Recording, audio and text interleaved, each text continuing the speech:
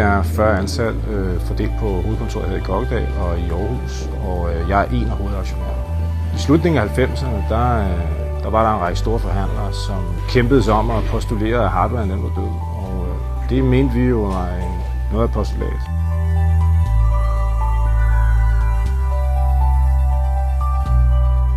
Hvis vi kigger på, hvor Comm2 er i dag, så er vi jo i hvert fald beviset på det modsatte. Missionen er ret simpel, og den er den samme dag, som den var dengang. Vi vil simpelthen bare gøre det lidt bedre end de andre.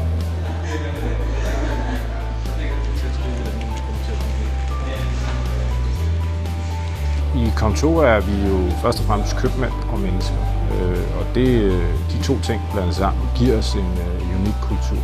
Vi er meget forskellige mennesker her i huset, men vi har alle sammen det samme drive og et mål om at gøre den forskel. Comm2's styrke er jo først og fremmest de menneskelige ressourcer, vores kultur, som sagt, men i særdeleshed også den soliditet, vi har i selskabet. Det er, at vi er økonomisk stærke, og det er et altafgørende must i det marked, vi er i dag.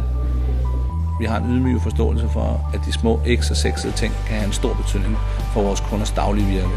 Så derfor sætter vi en ære i at have den nødvendige viden tilgængelig. Jeg skal sørge for at få den leveret i dag, så henter jeg det for med det samme, så er det klart. Comm2 driver som den eneste her i landet eget lager ud fra vores hovedkontor i Kokkedal her i Nordsjælland. I dag koster det dyrt for vores kunder, hvis deres medarbejdere ikke har de nødvendige arbejdsredskaber til rådighed til den aftalte tid. Vores kerneforretning er IT-infrastruktur. Det er hardware, det er software, og det er de ydelser, der er forbundet med det. Nogen ville sige, at det var en svaghed, at vi ikke er de største eller de billigste.